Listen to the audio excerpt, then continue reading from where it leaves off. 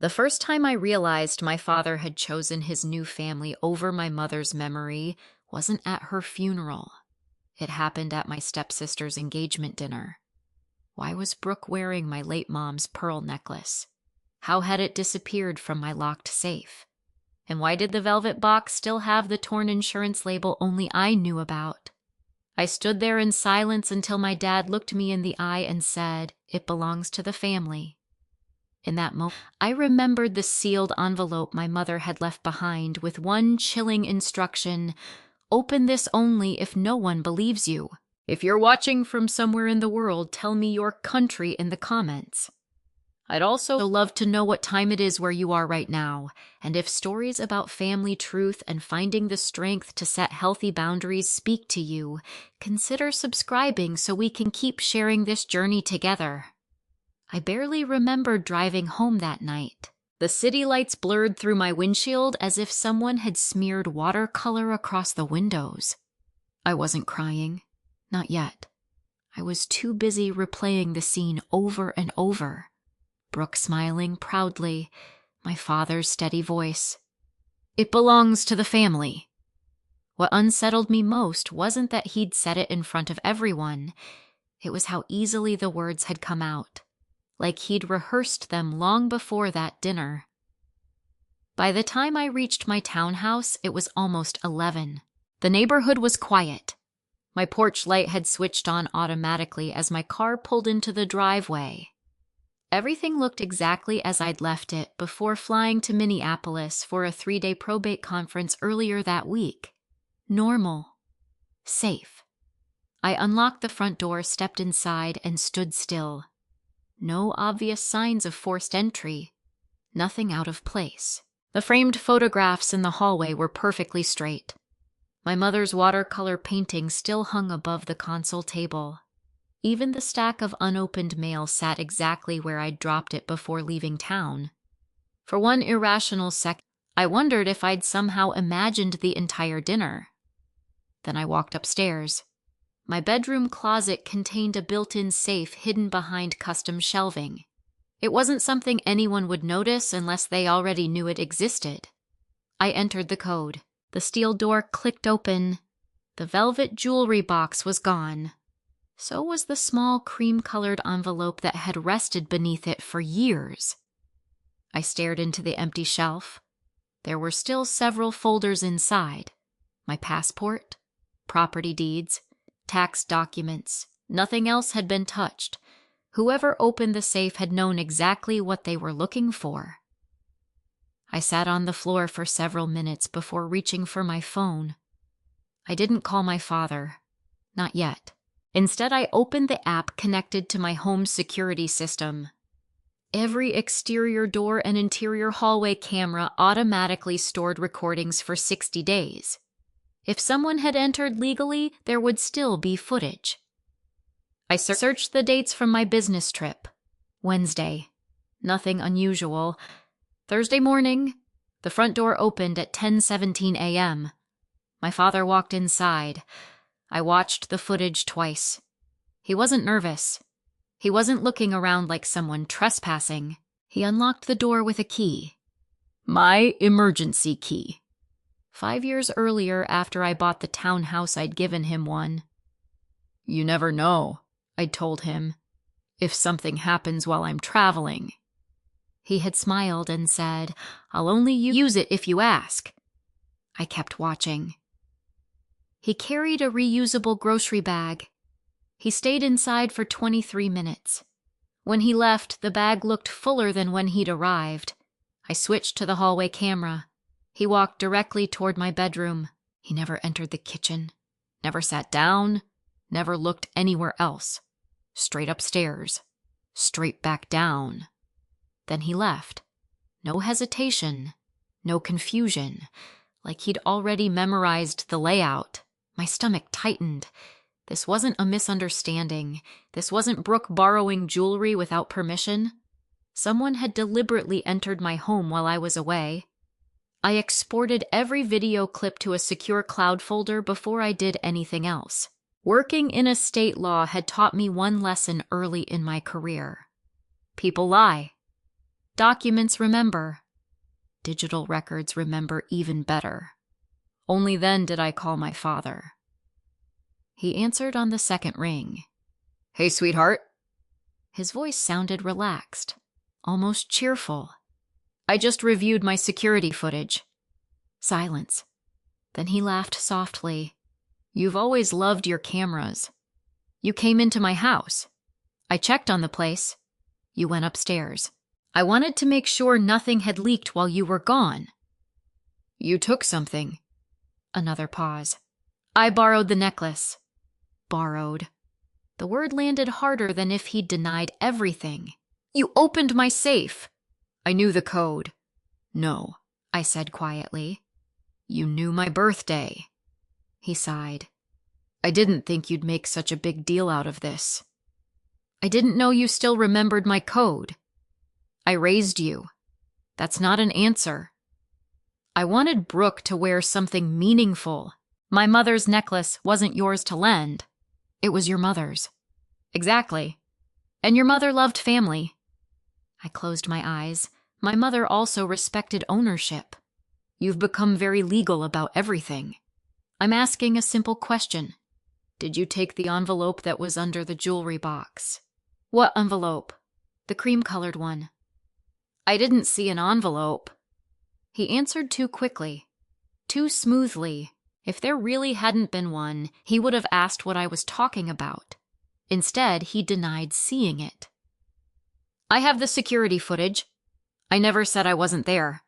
You entered without my permission." "I had a key. A key for emergencies." "This was a family matter." I almost laughed. Breaking into your daughter's safe apparently counted as family now. He lowered his voice. "Gracie, Brooke's engagement means a lot to her. So did Mom." He didn't answer. After a few seconds, he simply said, "Let's not ruin this over jewelry." Then he hung up. I remained sitting on the bedroom floor staring at the empty safe. The necklace hurt, but the missing envelope frightened me. My mother had handed it to me 2 weeks before she passed away. "I hope you never need this," she'd whispered. I had honored her request without ever opening it. Now it was gone. The next morning I arrived at the downtown law office before 8. Most people assumed estate planning meant drafting wills. In reality, much of my job involved preventing family wars before they started. Ironically, I couldn't prevent my own. Daniel Park knocked gently on my office door while carrying 2 coffees. "You look like you haven't slept." "I haven't." He set 1 cup in front of me. "Start from the beginning." I told him everything: the dinner, the necklace, the footage, the phone call, the missing envelope. Daniel didn't interrupt once. When I finished, he folded his hands. "The video is strong evidence that he entered your home." "I know. But ownership of the necklace may involve documents we haven't seen." "I don't want assumptions." "Good." He nodded. "Neither do I." "What would you do?" "I'd build a timeline." "So that's where we start." He pulled out a yellow legal pad. "Every receipt.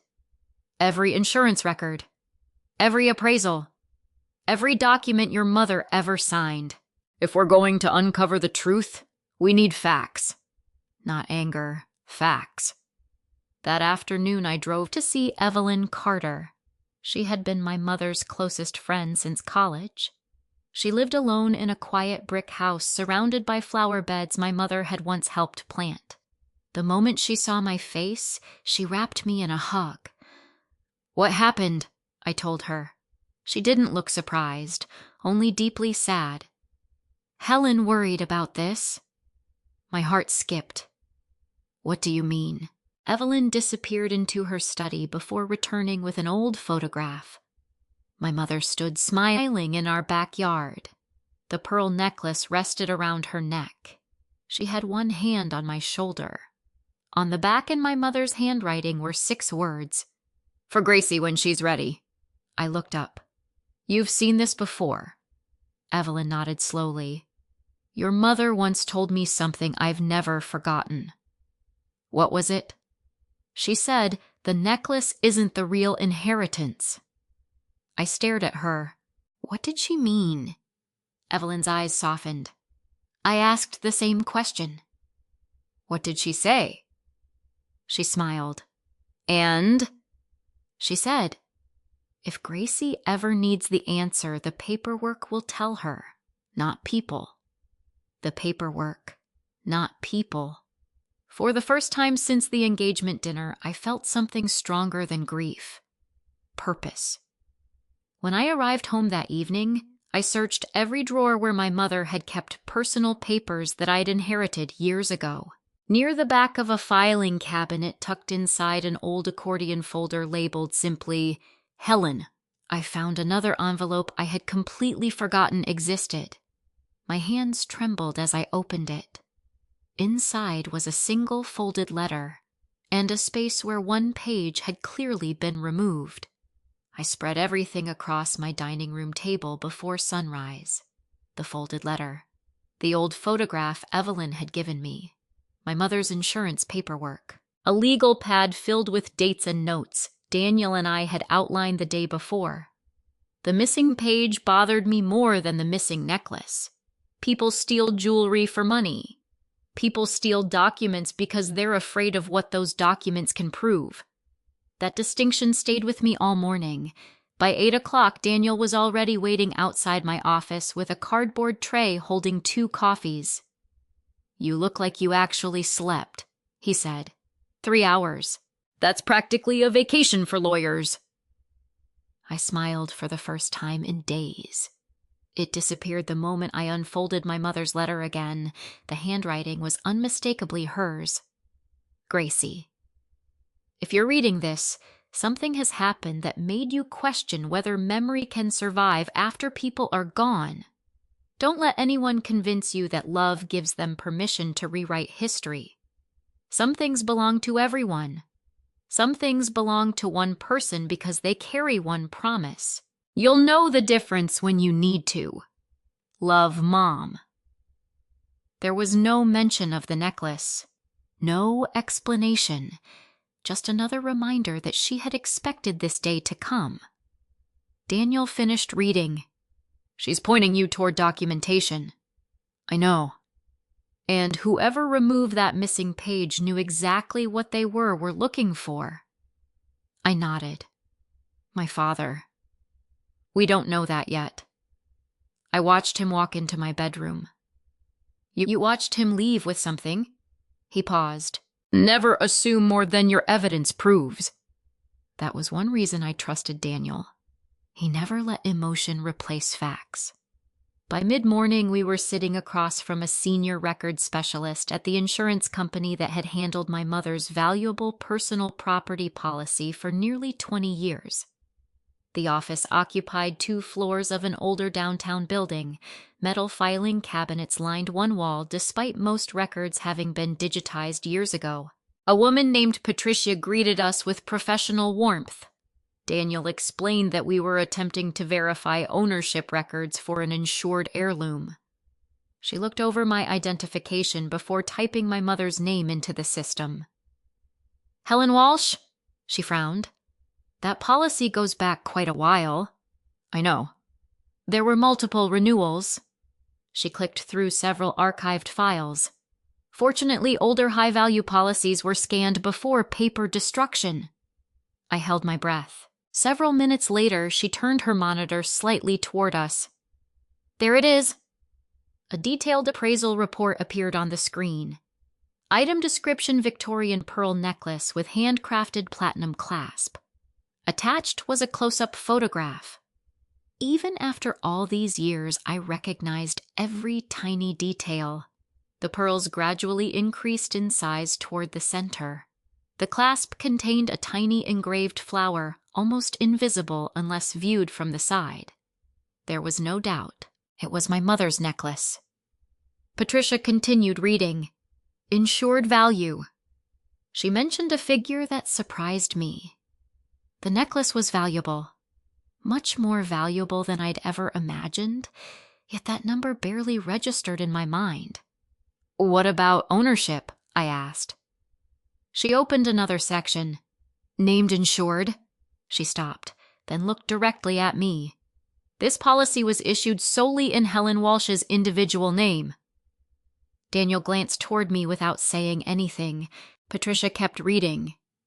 It specifically states the necklace was separately owned personal property. I felt my pulse quicken. What does that mean exactly? Daniel answered before Patricia could. It means the insurance company recognized it as your mother's separate asset. Not marital property. Correct. Patricia nodded. It wasn't listed under shared household valuables. That mattered a lot, because my father had spent years repeating the same sentence. It belongs to the family. The paperwork disagreed. Patricia printed several certified copies. As she gathered them, she hesitated. There is something else. Daniel leaned forward. What? The appraisal references a companion legal filing. My heart skipped. What kind of filing? She enlarged another scanned page. Near the bottom appeared a typed notation. Ownership designation supported by notarized memorandum on file. Daniel pointed at the screen. There. Patricia nodded.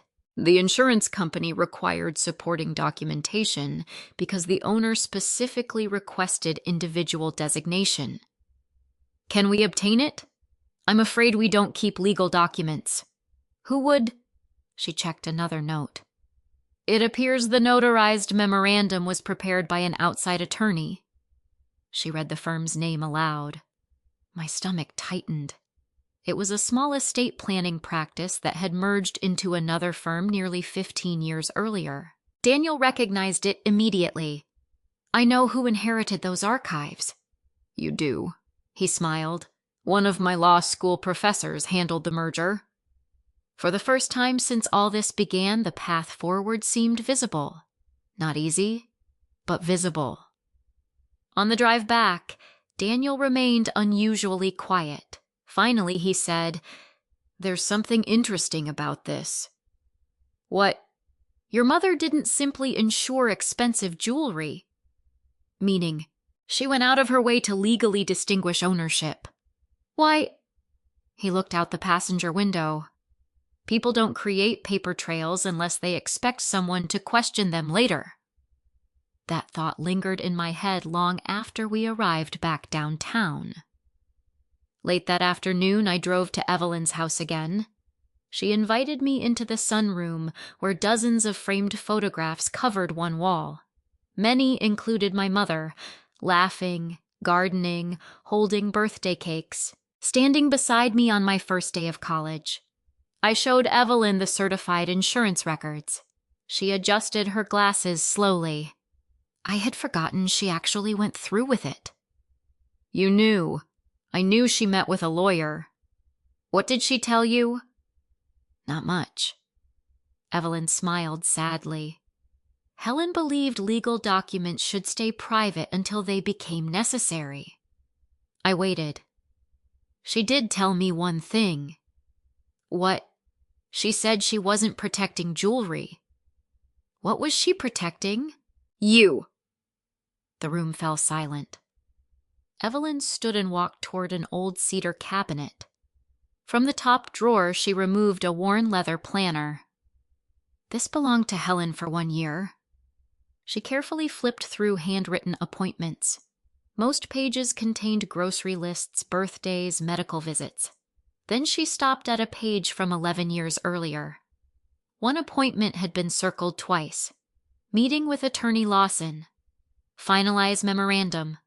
Bring appraisal. Bring serial records.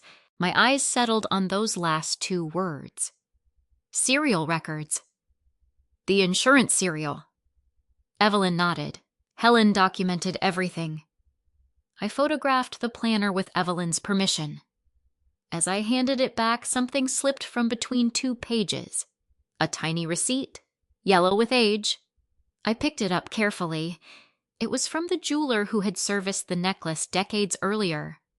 At the bottom was the same identification number listed in the insurance appraisal. Every document pointed to the same conclusion. My mother had intentionally built overlapping records: insurance, jeweler, attorney, photographs. She wanted ownership to be impossible to dispute, unless someone deliberately hid the paperwork. That evening, Daniel called. I spoke with Professor Lawson, and he confirmed the archive still exists. My heart raced. So we can get it? Maybe. What do you mean, maybe?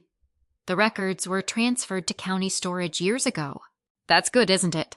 It depends. On what? He took a slow breath. Someone requested certified copies from that file. I froze. When? 8 years ago. Who? I don't have the authorization log yet. He hesitated. But whoever requested it had to prove they knew exactly what file to ask for. I looked toward the empty space in my safe. The missing envelope, the missing page, the necklace. None of it felt random anymore. Someone had been preparing this story long before Brooke ever wore those pearls.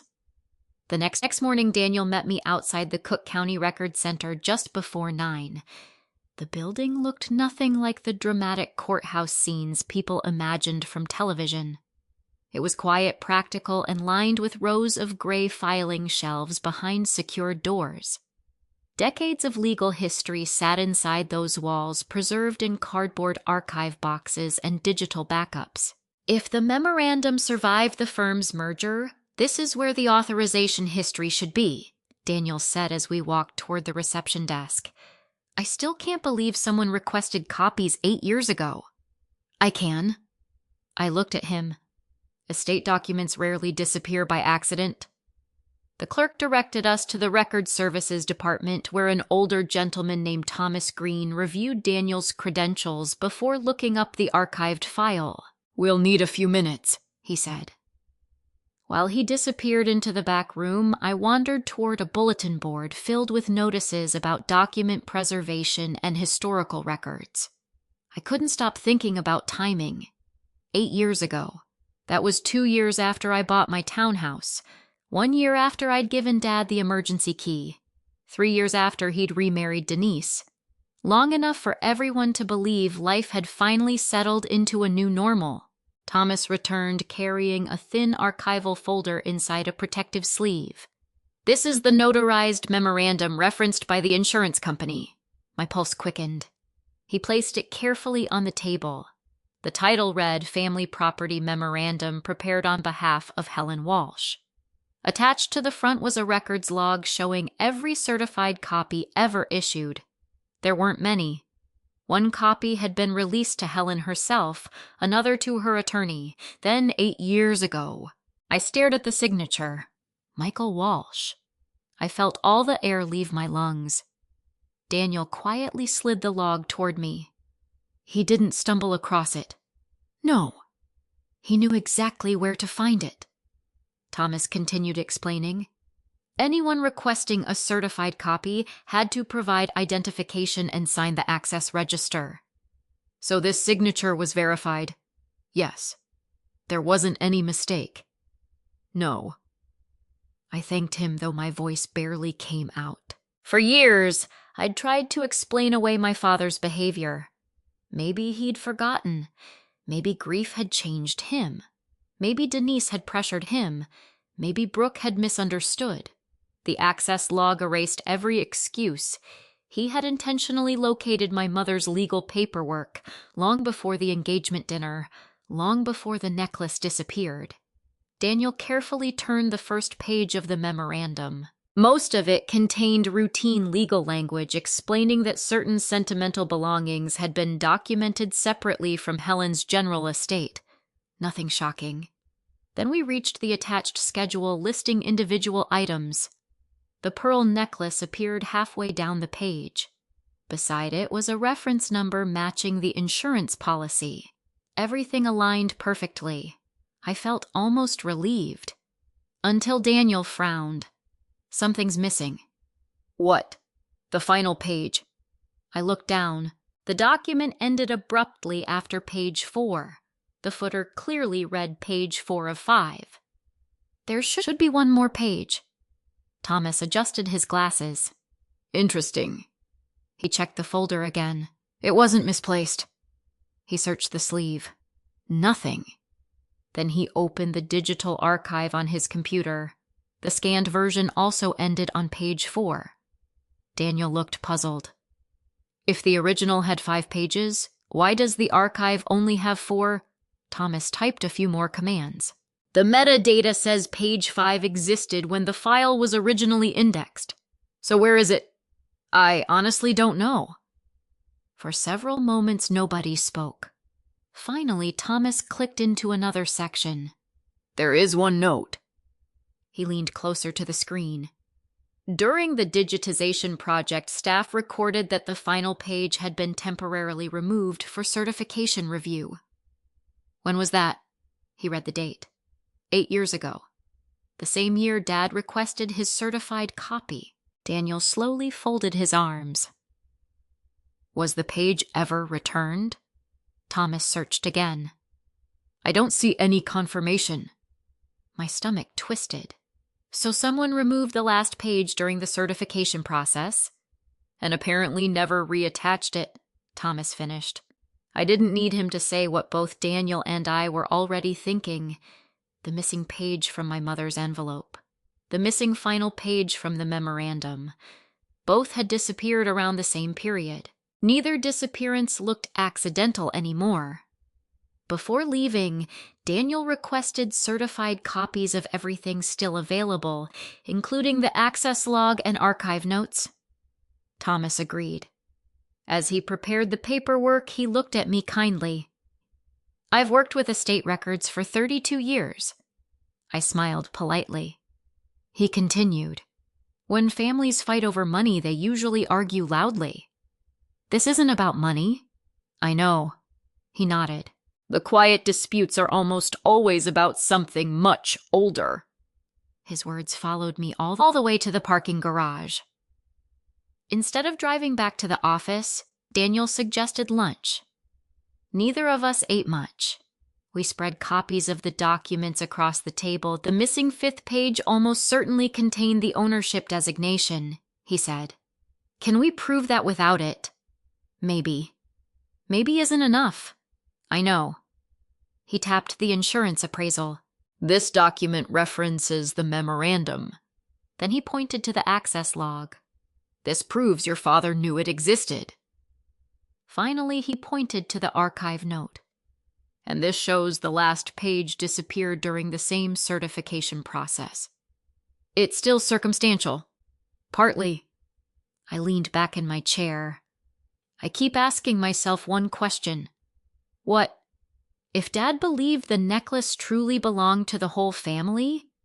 I looked directly at Daniel. Why did he need paperwork at all? Daniel smiled faintly. Exactly. People who already own something don't usually search county archives to justify owning it. They simply own it. After lunch, I drove somewhere I hadn't planned to visit. My father's house.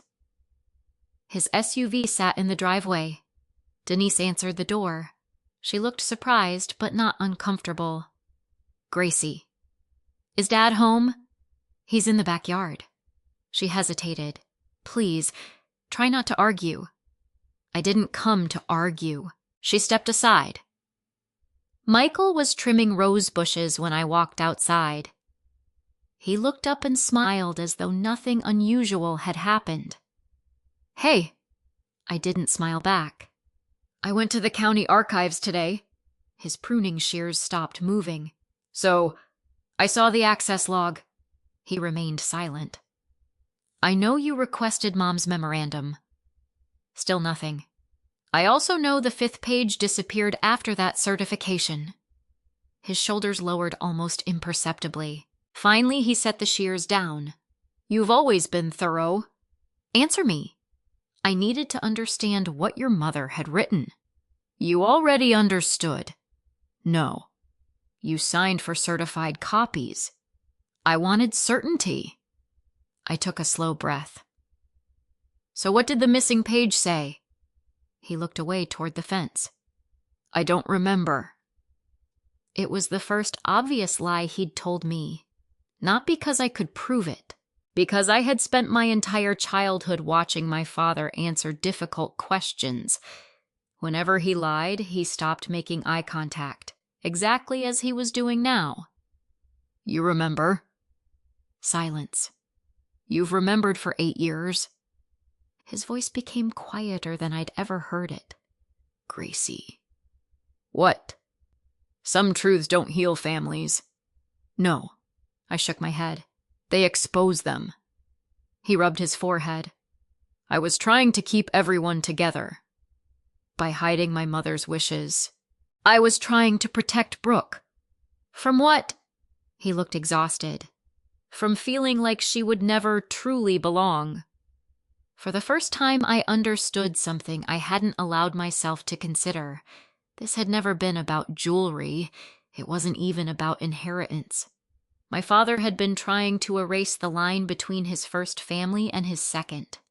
Not by building new memories, by rewriting old ones. Before I could respond, my phone vibrated. It was Daniel. I answered immediately. I think I found something, he said. What? I've been reviewing Attorney Lawson's retired case index. And there may be another original. I stopped breathing. What do you mean? The memorandum wasn't the only document Helen signed that day. I left my father's house without saying goodbye. For the first few miles, I drove aimlessly through the western suburbs, barely noticing the traffic around me. Daniel's last sentence echoed in my head. The memorandum wasn't the only document Helen signed that day.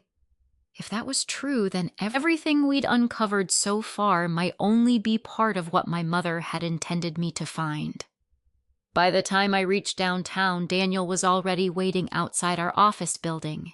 He held a slim archival folder under one arm. I didn't want to discuss this over the phone. We went straight into the firm's conference room and closed the door. Daniel laid several photocopies across the table. I spent the afternoon reviewing Attorney Lawson's retired case index. He pointed to a handwritten appointment entry dated just 2 days before Helen signed the family property memorandum. Same client? I nodded. Same attorney. Another nod. But different matter. He slid the page toward me. The file description was brief. Private personal property instructions. There isn't much detail, he admitted. The contents were sealed because they weren't filed with probate. So where would they be? If they still exist, they'd most likely remain with whoever inherited Helen's personal papers. I frowned. I already searched everything she left me.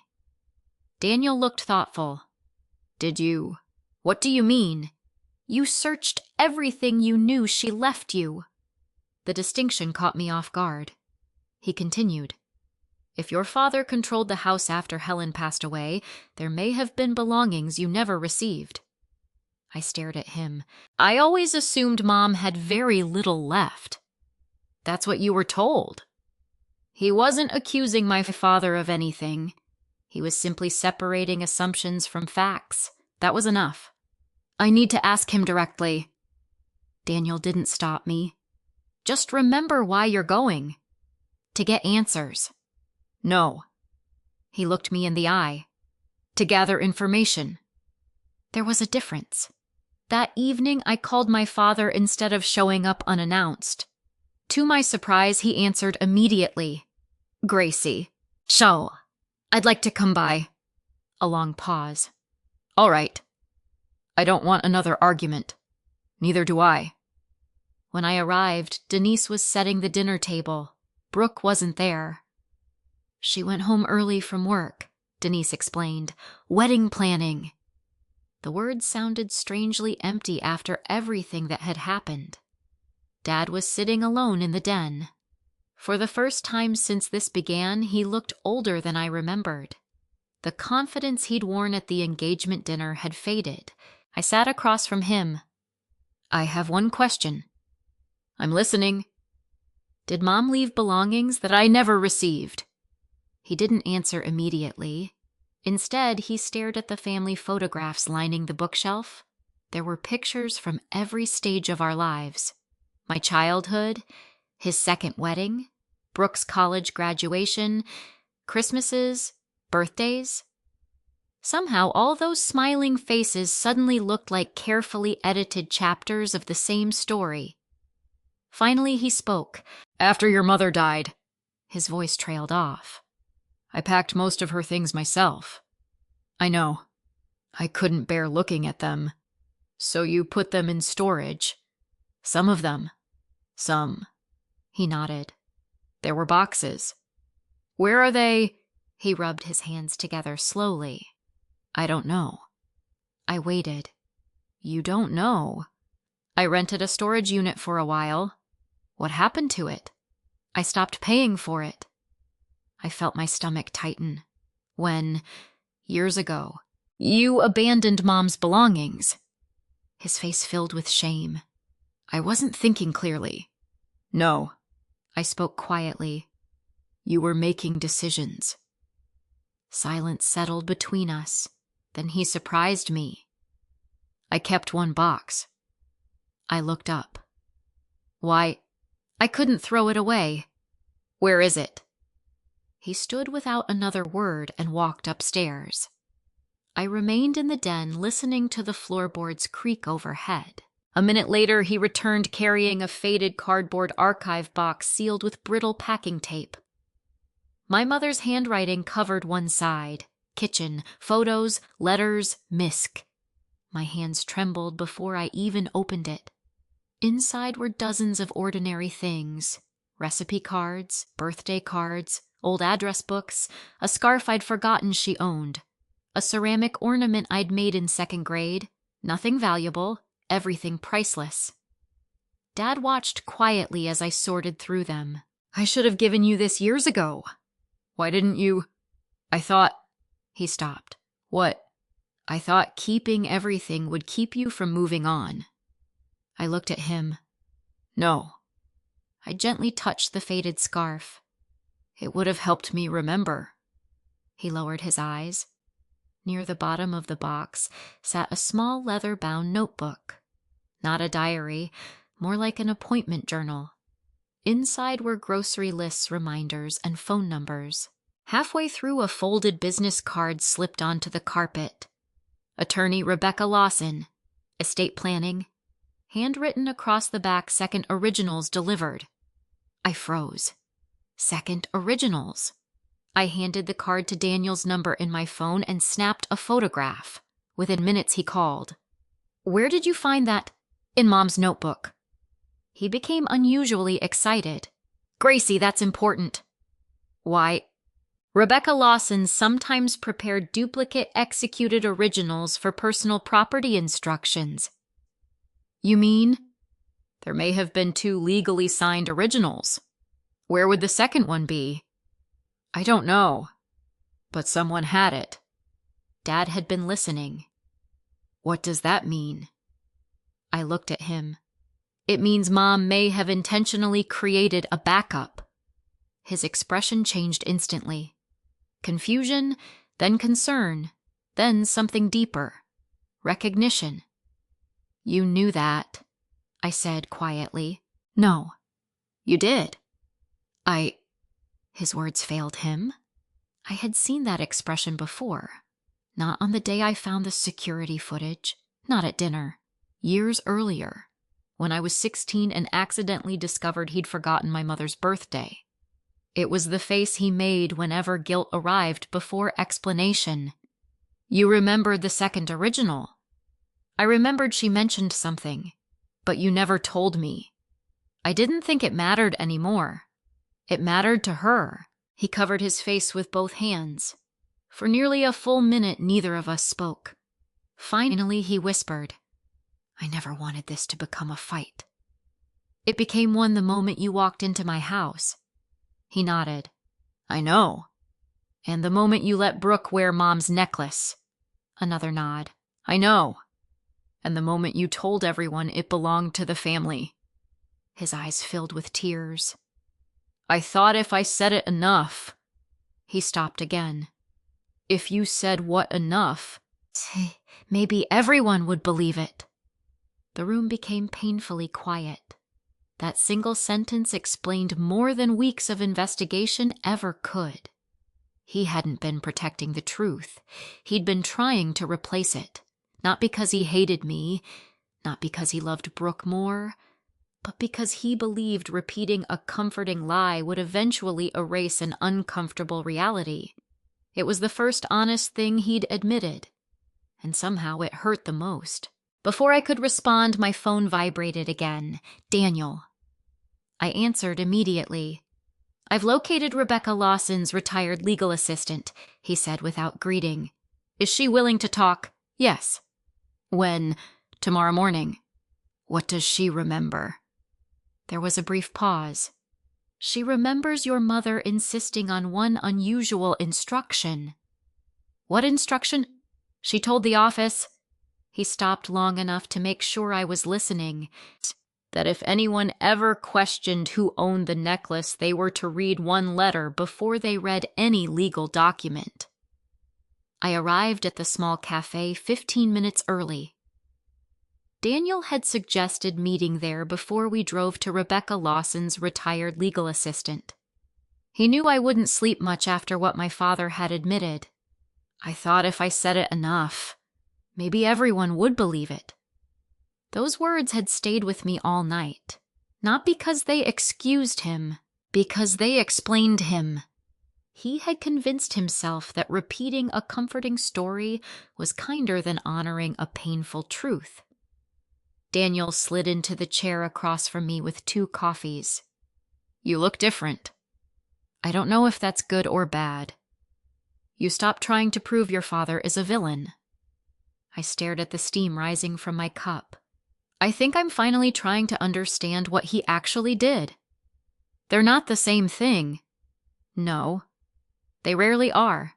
20 minutes later, we parked outside a modest brick ranch house in a quiet suburb.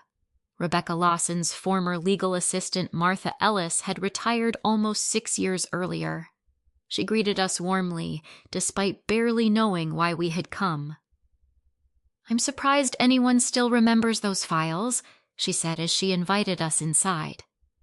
Her living room walls were lined with books and family photographs. When Daniel explained Helen Walsh's name, Martha immediately smiled. "I remember your mother." "You do?" "Very clearly." "What was she like?" Martha didn't answer immediately. Instead, she walked to a bookshelf and removed an old appointment ledger. "I kept copies of my scheduling books after retirement." She carefully flipped through the pages until she stopped. "There. Helen Walsh. 2 appointments, not 1.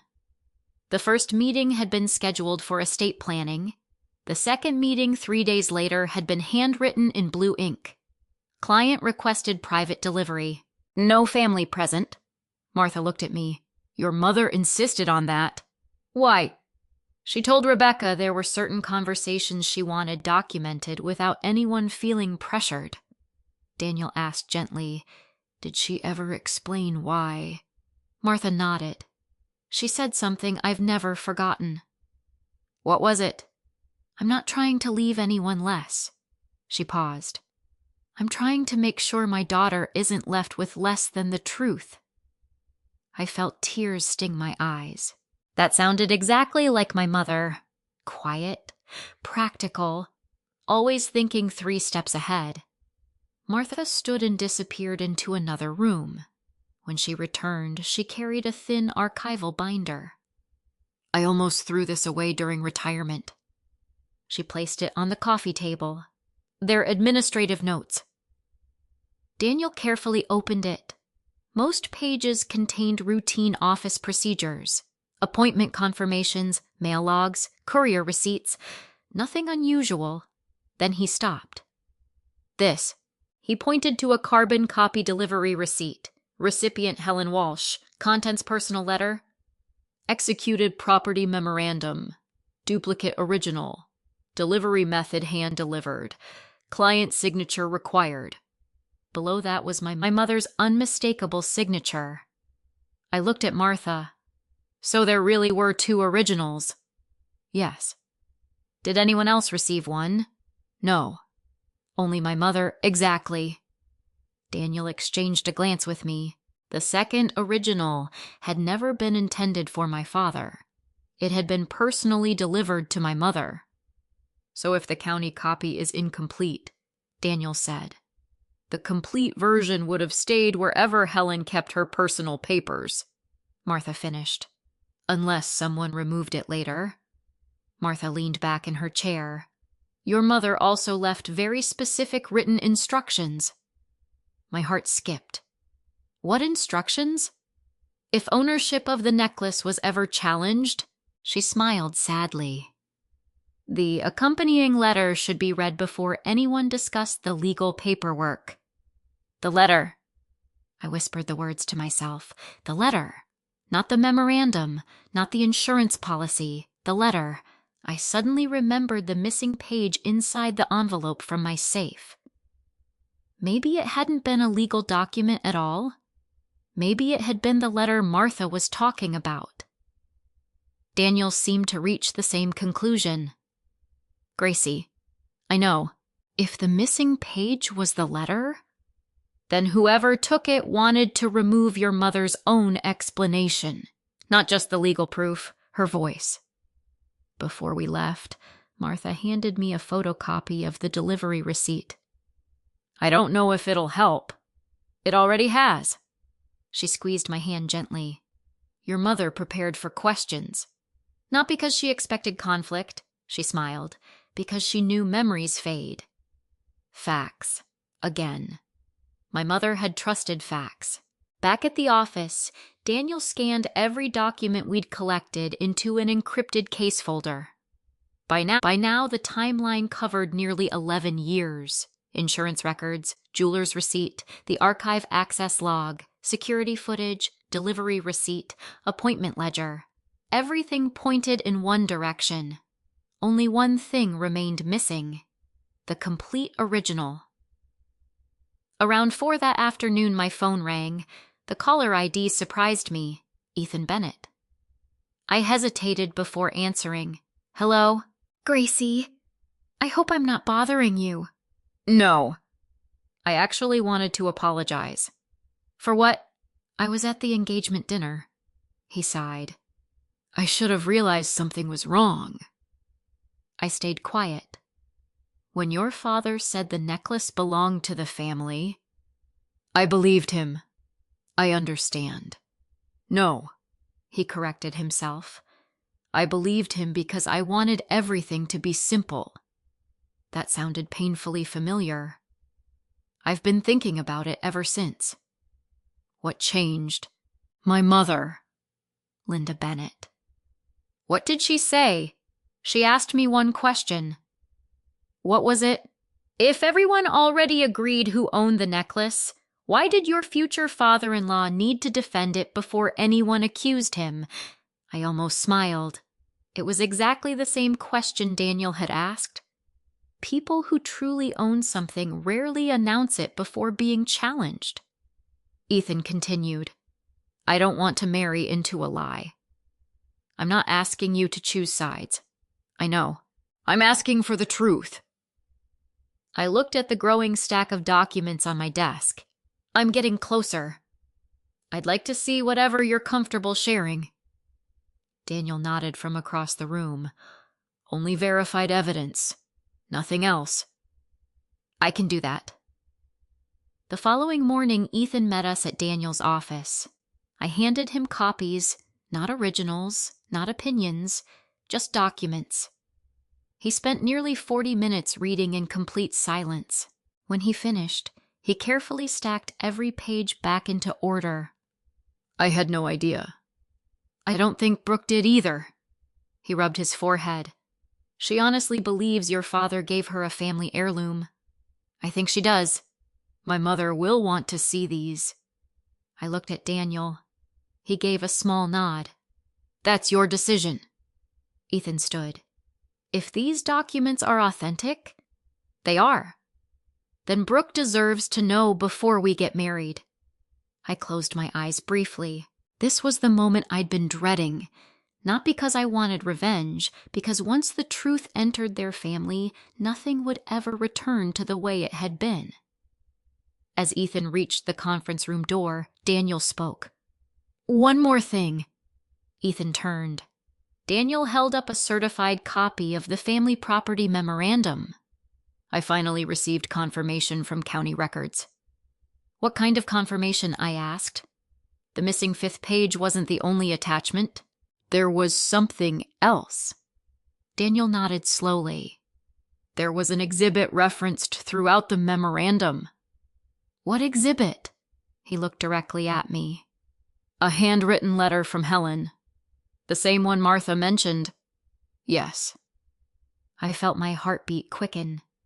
"Was it ever filed with the county?" "No." "So where is it?" Daniel laid another sheet of paper on the table. "It wasn't supposed to be filed."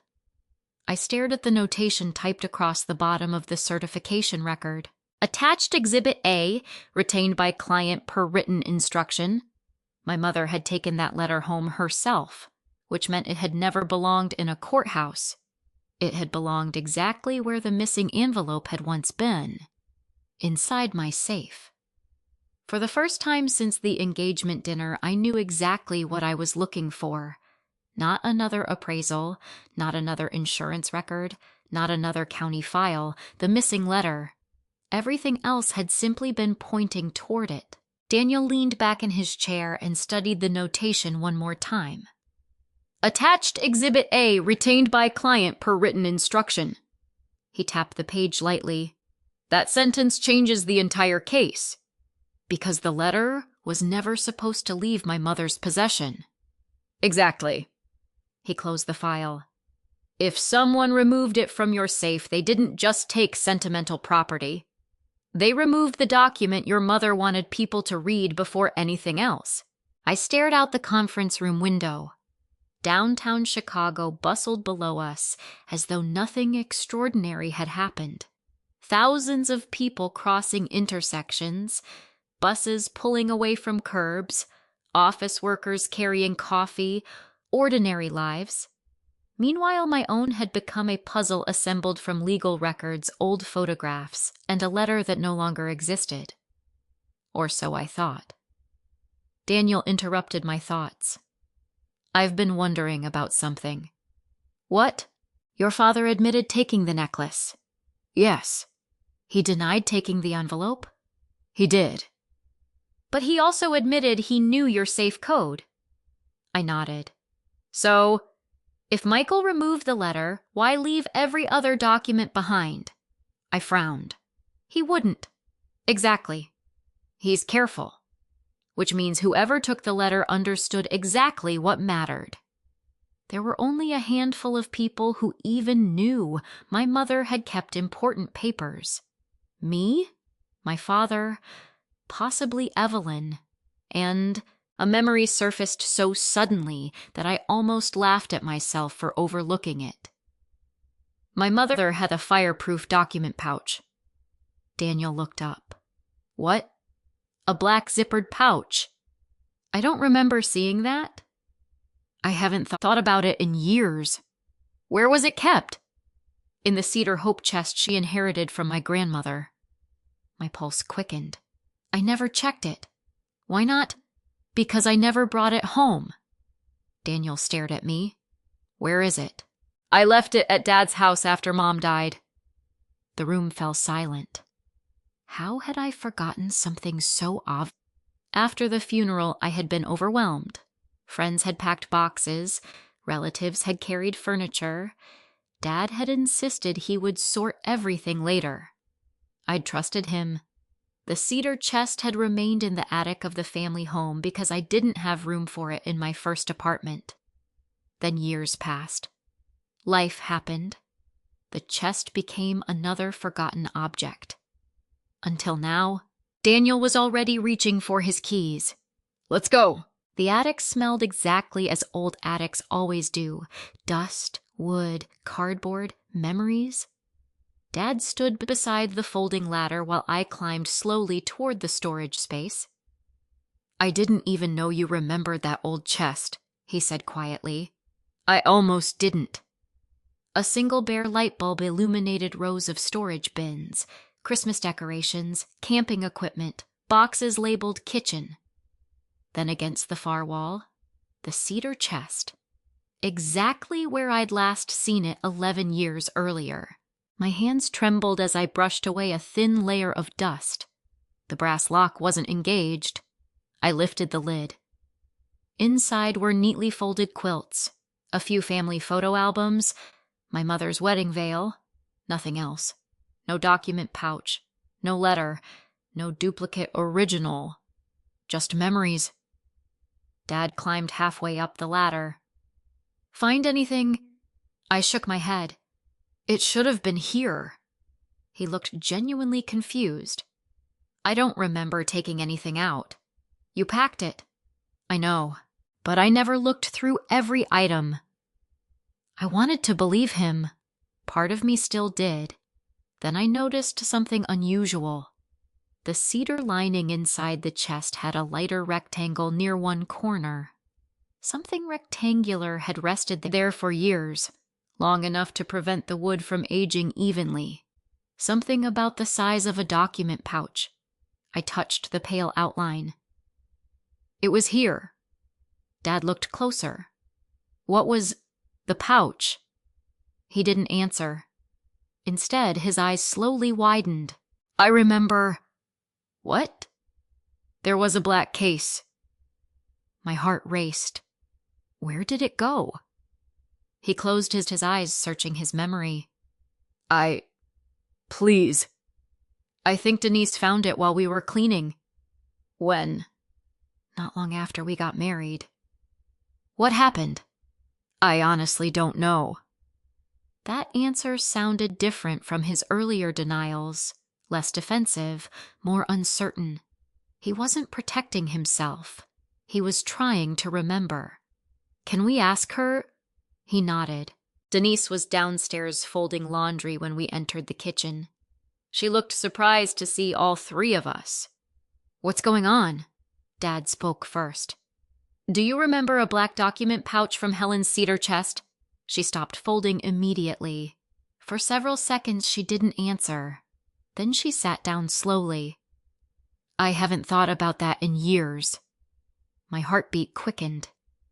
You remember it? Yes. What happened to it? She looked at me apologetically. I gave it to Michael. Dad frowned. You did? You said you wanted to keep anything that looked important. He looked genuinely stunned. I don't remember that. You put it in your office. The week after we cleaned the attic. I turned toward him. My office, Dad whispered. I had a file cabinet back then. The old office. Not his current home office. The office in the accounting firm where he'd worked before retiring. He stared at the kitchen table. I emptied that office years ago. What happened to the files? I brought most of them home. I donated old cabinets. A heavy silence settled over the room. Then Denise spoke again. Wait. All three of us looked at her. There was one thing I thought was strange. What? The pouch wasn't locked. So, I opened it. Dad looked surprised. You never told me that. I only glanced inside. What did you see? She frowned, trying to remember. There was a handwritten letter. I stopped breathing. And a folded legal document. Anything else? She nodded slowly. A sticky note. What did it say? She closed her eyes. I can't remember every word. Try. I think, she spoke carefully. It said something like, read the letter first. The kitchen fell completely silent. Exactly the instruction Martha had remembered.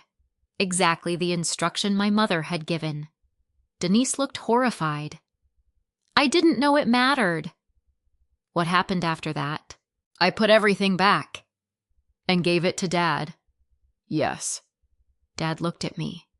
I swear, I don't remember seeing the sticky note. I believed that he believed it. Whether it was true, I wasn't sure. Before anyone could say another word, Dad suddenly stood. I know where the old office inventory is. You do. It's in the basement. He disappeared downstairs. 5 minutes later, he returned carrying a worn accordion folder. Inside were moving inventories from when he'd retired. Most pages listed office furniture, computers, tax files. Then Daniel, who had been quietly reviewing everything, pointed to one handwritten line near the bottom of a packing sheet. Box 14, personal files, transfer to home study. Another line had been added later in different handwriting, relocated to lake house storage. I looked at Dad. We had a storage room at the lake house. He nodded slowly. I completely forgot. You forgot an entire storage room. It was sealed after we sold the property. Daniel looked up from the inventory sheet. If box 14 is still there... He didn't finish the sentence. He didn't have to, because for the first time we had something we hadn't had since this investigation began. Not another theory, a location. I hadn't been to the lake house in nearly 9 years. My father sold it 2 summers after retiring, telling everyone the upkeep had become too much. I remembered helping carry furniture into moving trucks, but I didn't remember anything about a storage room. Apparently neither did he. Daniel insisted we verify the inventory before driving 3 hours only to discover an empty building. Fortunately, the old lake house had been purchased by a couple who had renovated it, but kept much of the original basement intact. After a few phone calls, we learned something unexpected. The new owners had inherited several locked storage closets that had never been included in the remodeling plans. One of them still contained a handful of boxes the previous title company had been unable to identify. My father looked genuinely embarrassed. I should have handled this years ago. I didn't answer. At that point, intentions mattered less than facts. By late afternoon, the 4 of us, Daniel, my father, Denise, and I, were standing outside the renovated property. The new owners, Chris and Melissa Turner, greeted us politely. We've been wondering if someone would eventually claim these, Chris said. He unlocked a steel door beneath the basement stairs. The room was barely 6 feet wide. Dust covered everything. 3 moving boxes sat against the wall. An old filing cabinet. A broken desk lamp. Nothing else. Dad looked around slowly. I haven't seen this place since the sale. Daniel photographed the room before anyone touched anything. Chain of custody, he explained quietly. Nobody objected. We opened the first box. Old accounting textbooks, office supplies, retirement plaques. Nothing related to my mother. The second box contained tax files from years ago. Again, nothing. The third box was marked simply personal files. My pulse quickened. Inside were hanging folders arranged alphabetically. Insurance, investments, medical, property. Near the back sat a black zippered document pouch. For several seconds, nobody moved. It looked exactly the way I remembered it. The zipper had tarnished with age. A faded luggage tag still hung from one side. Written in my mother's handwriting were 2 words, Helen Walsh. I reached toward it before stopping. Daniel looked at me. Are you ready? I nodded. He unzipped the pouch carefully. Inside lay several folders. A handwritten letter. A folded legal document with a notary seal, the duplicate original. No one spoke. My father slowly lowered himself onto an old wooden stool. Oh, Helen! His voice cracked. I forgot. I picked up the folded letter first. My mother's handwriting covered both sides of several pages. Across the top she had written, "Please read this before reading any legal document." Exactly as Martha had remembered. Exactly as Denise had recalled from the sticky note. My hands shook as I began reading aloud. My dearest Gracie, if you're reading this, someone has questioned whether this necklace belongs to everyone or only to you. I hope that day never came. If it did, I want you to understand something before anyone starts quoting legal documents. This necklace is not a reward. It is not proof that I loved you more than anyone else. It represents a promise I made the day you were born. When your grandmother placed these pearls in my hands, she asked me to pass them only to the daughter who would remember the women who wore them before us. Not because blood makes someone more worthy, because memory carries responsibility.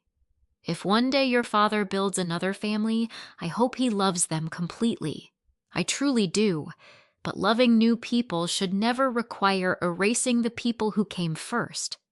If anyone tells you keeping this necklace is selfish, remember this: boundaries are not rejection.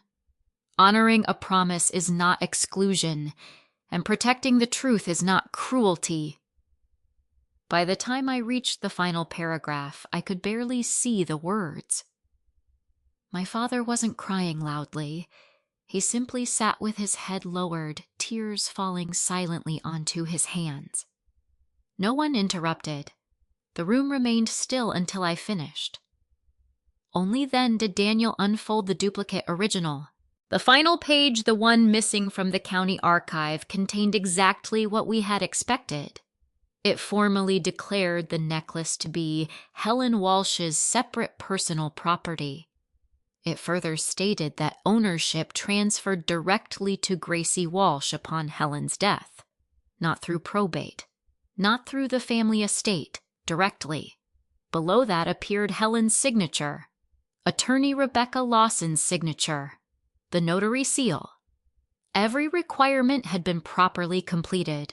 There was no ambiguity, no hidden clause, no technical loophole, just one clear instruction. Daniel looked around the room. This is legally complete. No one argued.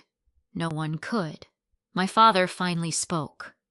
I spent years convincing myself she only wrote that because Gracie was our only child together. He wiped his eyes. I never read the letter. I looked at him. You had it all this time. I remembered the legal paper. His voice trembled. I honestly forgot the letter was inside. I believed him, not because forgetting excused what he'd done, because the look on his face wasn't one of someone caught in a lie. It was the face of a man realizing he'd ignored the one thing that would have prevented every mistake afterward. He had focused on the legal document. My mother had wanted him to read her heart first. Denise quietly covered her mouth. I should have insisted we go through that pouch together. Dad shook his head. No, this was my responsibility. For several minutes, no one spoke. Finally, my phone vibrated. Ethan. I stepped into the driveway before answering. Hi. Brooke knows. I closed my eyes. How? My mother asked her to come over. And I showed her the documents you shared. I stayed silent. Then I read your mother's letter. You read it. I thought she deserved to hear it before anyone summarized it. What did Brooke say? There was a long pause. When she finished reading, his voice softened. She took off the necklace. I leaned against my car. She cried for almost an hour. I closed my eyes. I never wanted to humiliate her. I know. Does she hate me? No. He answered immediately. She says the person she's angry with isn't you. I didn't need to ask who. Ethan continued. My mother canceled tomorrow night's pre-wedding family dinner. Why? Because Brooke asked for one private meeting first. With who? With you. I looked back toward the basement window where my father still sat holding his head in his hands. What does she want? Ethan took a slow breath. She wants to return the necklace herself. I almost told Ethan no, not because I didn't want the necklace back, because I wasn't sure either of us was ready for that conversation. She doesn't want anyone else there, Ethan said gently. Not your father, not Denise, not my parents, just the two of you. I looked back toward the lake house. Dad was still sitting in the basement. For the first time since all of this began, he wasn't trying to explain himself. He wasn't defending his choices. He looked like a man who had finally run out of stories to tell himself. I'll meet her, I said. The next afternoon, Brooke asked to meet at Lincoln Park Conservatory. It surprised me. Growing up, my mother used to take me there every spring to see the orchids bloom. Brooke couldn't have known that. Or maybe she did. When I arrived, she was already sitting on a bench outside the greenhouse. The pearl necklace rested inside the same faded velvet box. She stood as soon as she saw me. For a moment, neither of us spoke. Then she held the box out with both hands. I'm sorry. I looked at her. You don't have to say anything else if you don't want to. I do. Her eyes were swollen from crying. I've practiced this speech all night. A small, sad smile crossed my face. I've done that before. She let out a nervous laugh. I guess we're more alike than I realized. I accepted the velvet box but didn't open it. Not yet. Brooke looked down at her hands. I need you to know something. I'm listening. I never asked Dad to take it. I believe you. I thought... She swallowed hard. I thought it had always belonged to him. I know. He told me your mom would have wanted all of us to share family things. I closed my eyes briefly.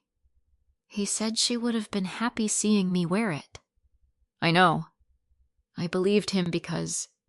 She looked away toward the flower gardens. Because I wanted to belong. There it was.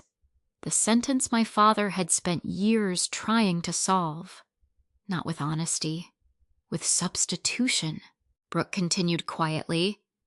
When I was 12, someone at school told me I wasn't really a Walsh. I frowned. I never knew that. I didn't tell anyone. She forced a small smile. Dad promised nobody would ever make me feel like an outsider again. I felt something shift inside me. Not forgiveness. Understanding. They weren't wrong because of you, I said softly. They were wrong because children can be cruel. She nodded. I know that now. But back then, she looked at the necklace box. When Dad gave me this, I thought he was telling me I finally belonged. You belonged without it. I know. A tear rolled down her cheek. I just wish someone had told me that before all this happened. For several minutes, we simply sat together. Neither of us was trying to win. Neither of us was trying to convince the other of anything. We were finally talking without my father's version of the story standing between us. Brooke took a folded envelope from her purse. I found this yesterday. She handed it to me. Inside was the handwritten note, not from my mother, from my father. It wasn't addressed to anyone. There was no date, just several paragraphs written on yellow legal paper. I started writing this after you left the lake house, Brooke said. He asked me to read it. What did you think? I think... She hesitated. He finally stopped defending himself. I unfolded the pages. Gracie, I spent years believing fairness meant giving everyone the same thing. Your mother understood something I didn't. Fairness isn't pretending every story began on the same day. Every time I looked at that necklace, I saw the line dividing my first family from my second. Instead of accepting that some history can't be rewritten, I tried to erase the line. I told myself I was protecting Brooke. The truth is I was protecting myself from admitting that your mother's wishes made me uncomfortable. I kept repeating, it belongs to the family. Eventually, I believed my own words more than I believed hers. That's the part I don't know how to forgive in myself. You trusted me with your emergency key. I used it to enter your home without permission. No explanation changes that. No intention excuses it. If you never trust me again, I'll understand. You don't owe me access to your life simply because I'm your father. I finished reading without realizing tears had begun falling onto the paper. Brooke quietly handed me a tissue. I think he means every word. I think he does too. She looked relieved. Does that mean you'll forgive him? I thought carefully before answering. I don't know. She nodded. That's fair. What I do know, I folded Dad's letter carefully, is that forgiveness and trust aren't the same thing. She smiled sadly. My therapist says something similar. You have a therapist? I started seeing one after the engagement dinner. I blinked. You did? I couldn't stop asking myself why I needed a necklace to feel like I belonged. I looked at her with newfound respect. That's a difficult question. It is. But I think I'm finally answering it. We talked for another hour, not about legal documents, not about inheritance, about our mothers, about childhood memories, about how strange it felt to realize we'd spent years living in the same family while knowing so little about each other. Before leaving, Brooke stopped beside her car. I almost forgot. She reached into the back seat and carried out a small archival storage box. Dad asked me to give you this after I returned the necklace. I looked at the label. Helen Walsh. Personal keepsakes. When did he find this? Yesterday. Where he went through every closet and cabinet in the house after we got back. My throat tightened. Inside were dozens of things I'd never seen before. My mother's handwritten recipes, birthday cards she'd saved from me, old vacation photographs, a cassette tape labeled Gracie, age 5, and one sealed envelope. Across the front in my mother's handwriting were only 4 words. For Michael, not Gracie. For Michael. I looked up. Did he read this? Brooke slowly shook her head. He said. She took a deep breath.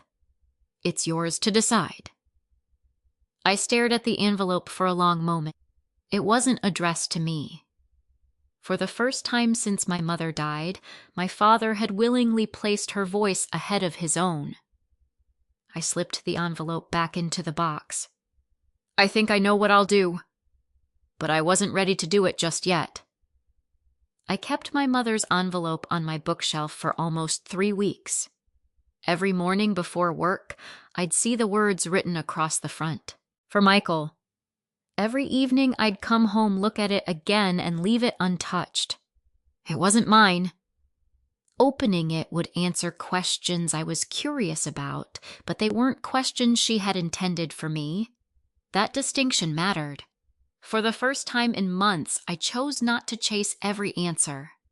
Instead, I made the decisions that were already mine to make.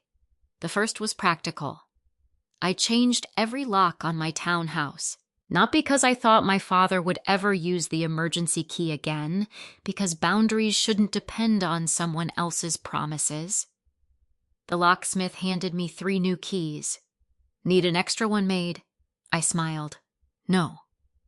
Not even for family. I thought about it for a moment. I'll decide that later. He nodded without asking another question. The second decision was legal. Daniel helped me place every original document into a bank safe deposit box, the duplicate original, the insurance records, the certified county copies, the jeweler's receipt, my mother's handwritten letter. Even the faded sticky note Denise remembered reading was preserved inside an archival sleeve. As we locked the box, Daniel smiled. I don't think anyone's going to question ownership again. They're not why I'm storing these. No, I shook my head. I'm preserving the story. He looked at me for a second before nodding. I think your mother would appreciate that. Life slowly found a new rhythm. Brooke and I started having lunch together about once a month. The first few conversations were awkward. We kept apologizing to each other for things neither of us had actually done. Eventually, we stopped apologizing. Instead, we started learning. She told me stories about growing up after Denise married my father. I told her stories about Mom teaching me how to bake cinnamon bread on rainy Saturdays. One afternoon, Brooke laughed and said, "It's strange." "What is ew?" "I spent years thinking your mom would never have accepted me." I smiled. "Who would have liked her?" "You think so?" "I know so." The tears that filled her eyes that day weren't from grief. They came from finally realizing she had never been my mother's rival. Only another daughter trying to find her place. Our relationship would never look like sisters who had grown up together, but it became something honest. And that was enough. My father called occasionally. Sometimes I'd answer. Sometimes I'd let the call go to voicemail and return it later. For the first few months, every conversation ended with an apology. Eventually, I told him something he seemed to need to hear. "You don't have to apologize every time we speak." "I do." "No." I spoke gently. "You need to live differently." There was a long silence. "I've been trying." "I know." He really had. He stopped making excuses. He stopped asking when I'd move on. He stopped referring to the necklace as family property. Whenever he spoke about it now, he simply called it what it was. "Your mother's necklace." Those 3 words carried more healing than all his earlier explanations. 6 months after the engagement dinner, Brooke and Ethan finally married. It was a much smaller ceremony than originally planned. There was no extravagant rehearsal dinner, no attempt to impress anyone. Just family and close friends gathered in a quiet lakeside chapel. A week before the wedding, Brooke called me. "I have a favor to ask." "What is it?" "I know this might sound strange." "Go ahead." "Would you wear your mother's necklace?" I was surprised. "At your wedding?" "Yes." "Why?" She smiled softly through the phone. "Because it's where it belongs." On the morning of the ceremony, I stood in front of my bedroom mirror and fastened the pearls around my neck. I hadn't worn them since my mother passed away. For a moment, I saw her reflection instead of mine, not because we looked alike, because I finally understood what she had been protecting. Not the necklace, not even the documents. She had been protecting the truth from becoming whatever was most convenient for everyone else. At the reception, my father approached me quietly. He didn't comment on the necklace. He didn't ask to hold it. He simply smiled. "Your mother would have loved seeing you today. I think she would have loved seeing Brooke too." His eyes filled with tears. "I think you're right." That was enough. No dramatic reconciliation, no promise that everything would return to the way it once was. Some things shouldn't. When the evening ended, I drove home, removed the necklace carefully, and placed it back into its velvet box. This time the box went into my new safe. The combination wasn't anyone's birthday. No one else knew it, and no emergency key existed outside my home. A month later, I made one final decision. I donated copies of my mother's recipes, photographs, and family history notes to a local historical archive that specialized in preserving African American family collections. The originals stayed with me. The stories would never disappear again. As for the envelope marked, "For Michael," I invited my father to my house one quiet Sunday afternoon. I placed it on the kitchen table between us. "I never opened it," I said. He looked at the handwriting and immediately recognized it. "I don't deserve this." "Maybe not." I slid the envelope toward him. "But Mom wrote it to you." His hands trembled as he picked it up. "I'll read it at home." "I think she'd want that." He stood to leave, then stopped at the front door. "Thank you." I smiled gently.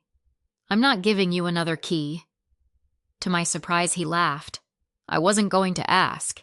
For the first time in many years, I believed him. As I watched him drive away, I realized something my mother had understood long before I did. Justice isn't always loud. Sometimes justice is simply allowing the truth to stand where a lie used to live. Healing isn't pretending the wound never happened. It's knowing the wound no longer decides who gets access to your heart. The necklace still rests in my safe today, not because I'm afraid someone will take it, because every time I open that safe, I remember that love and boundaries can exist together, and that honoring someone's final wishes is one of the purest ways to keep them alive. The hardest betrayals often come from people who believe they're protecting the family. They convince themselves that changing the story will hurt less than telling the truth. But real healing doesn't begin when everyone agrees. It begins when someone has the courage to stop pretending. If you've ever been made to feel guilty for protecting something that mattered deeply to you, whether it was your peace, your memories, your time, or your boundaries, you are not selfish for honoring what someone entrusted to you. Boundaries are not punishments. They are acts of stewardship. They protect relationships from being built on resentment instead of respect. Forgiveness can be a beautiful choice, but forgiveness does not require restoring the same level of access, trust, or influence that someone once had. Trust is rebuilt through consistent actions over time, not through family titles or shared history. Sometimes the healthiest relationship is one with clear limits, honest expectations, and room for accountability. If this story resonated with you, I'd love to hear your thoughts. Have you ever had to choose between keeping the peace and protecting what you knew was right? Feel free to share your experience in the comments. Your story may encourage someone else who is facing a similar situation. And if you enjoy thoughtful stories about family resilience, justice, and healing, consider subscribing for more. This is a fictional story created for entertainment, education, and reflection.